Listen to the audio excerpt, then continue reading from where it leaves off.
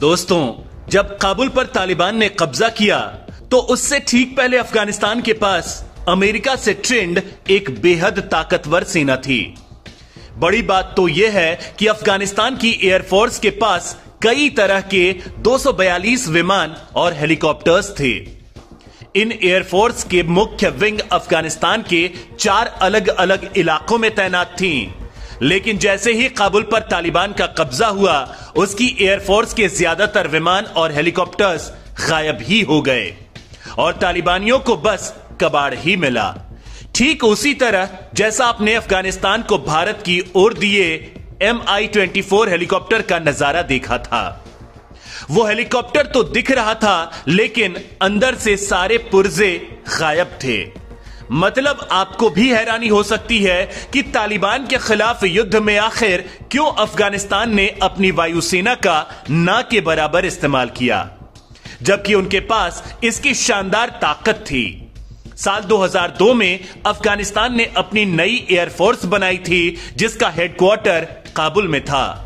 Afghanistan air force के पास 242 aircraft थे, जिनमें fighter jet, helicopters, transport aircraft समेत कई जेट्स का हवाई बेड़ा था।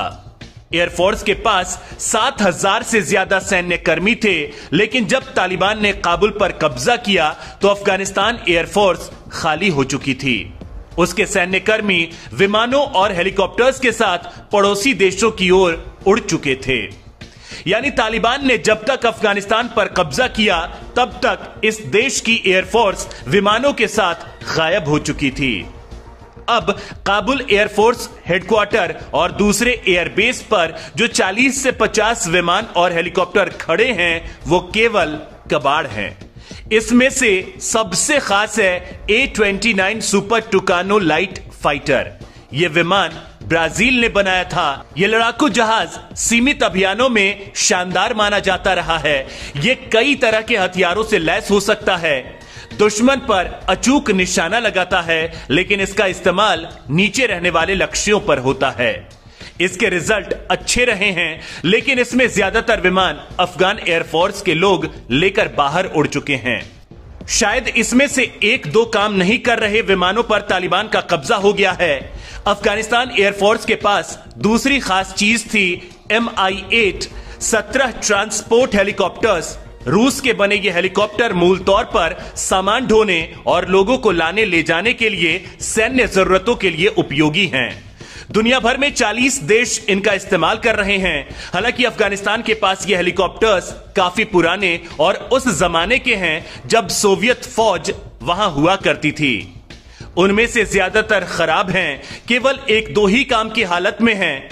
अफगानिस्तान के पास UH-60 ब्लैक हॉक्स भी हैं, लेकिन माना जा रहा है कि अमेरिका में निर्मित इन ताकतवर 4 डैने वाले हेलीकॉप्टर्स अब काम की स्थिति में नहीं हैं।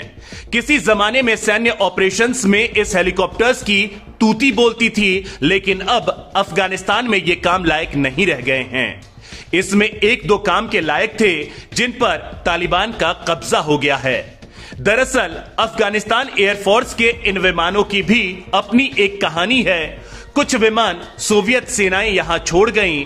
उसके बाद नाटो सेनाओं और अमेरिका ने कुछ विमान और हेलीकॉप्टर्स अफगानिस्तान को दिए। इसमें सभी तरह के विमान और हेलीकॉप्टर्स थे, जिसमें अटैकिंग, यूटिलिटी और ट्रांसपोर्ट सेवाओं के काम आने वाले विमान और चॉपर्स थे।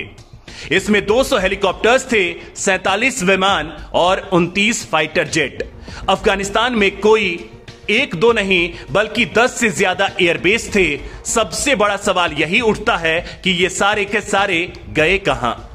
माना जा रहा है कि जब अफगानिस्तान एयरफोर्स को तालिबान के काबुल पर कब्जे की खबरें मिलनी शुरू हुई, तब बहुत से एयरफोर्स कर्मी और अफसर विमानों और हेलीकॉप्टर्स पर सवार होकर चले गए। केवल उज्बेकिस्तान के एयरपोर्ट पर ही अफगानिस्तान एयरफोर्स के 46 विमान और हेलीकॉप्टर खड़े देखे गए।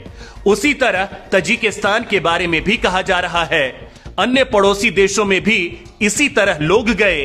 अफगानिस्तान के पूर्व राष्ट्रपति अशरफ गनी भी एक बड़ा हेलीकॉप्टर लेकर संयुक्त अरब अमीरात भाग गए। यानी अफगान एयरफोर्स के पास ताकत तो थी, लेकिन या तो उसमें दीमक लगी हुई थी या फिर वो पहले ही हार मान चुके थे।